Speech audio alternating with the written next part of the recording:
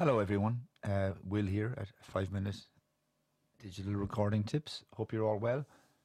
I wanted to have a little look at the Smart tool, or the multi-tool as I like to call it, this morning. If we look up here in the Pro Tools, we're working in Pro Tools right now, you'll see that there's three tools, well there's a whole bunch of tools here, but there's three tools that are sort of separated from the rest of the tools by this little kind of three-sided bar. So these are our three tools that we use the most, I would say, while we're editing. You've got the trim tool, which does something like this. Let's just blow this right up so we can see the trim tool. So you see it's sort of like a staple. We can put it on the edge, and we can drag things back, trim things as much as we want to, both ways actually. It'll extend waveform or turns depending on which way it's turning. Like this way, it's going to trim it like this, and then we trim it back. Okay. Now, the second tool is the waveform tool, which is a sort of a selector tool for selecting a region of audio when you're working in waveforms. Okay.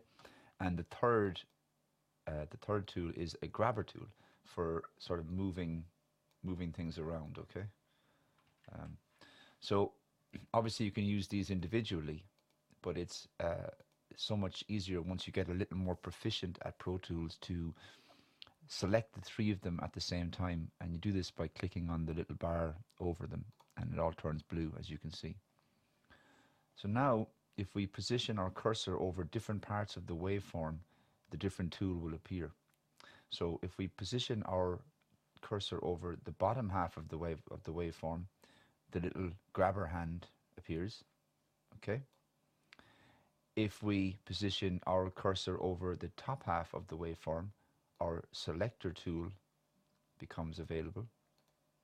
And if we position our cursor at the edge of the waveform, as you can see, the trim tool becomes available. So they're the three tools, and that's a really quick way when you're editing, particularly, of using all three tools at once, which is a massive time saver, really. Now, one other thing that becomes available when you're in this Smart tool mode, and that is fading. So if we move our cursor over the top left-hand corner of the waveform, like so, okay, there might already be a fade there, so I'm going to delete that a second. We'll delete this too, and then we'll just make this a bit bigger. Okay, so so if you move your cursor over the top kind of left-hand area of the edge of the waveform, you'll see this little box appears, which is like two triangles stuck together. And if you just click and then drag, you'll see it makes a fade. Okay, and you can make this as long or as short as you want to, and you can actually there you go. So there's your fade.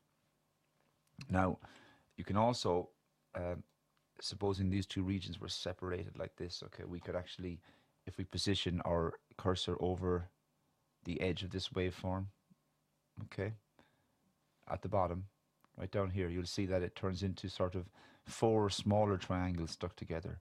And that means that that it is in crossfade mode.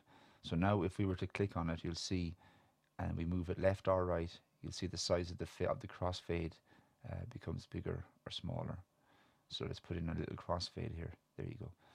So that's several huge time-saving functions of the Smart tool.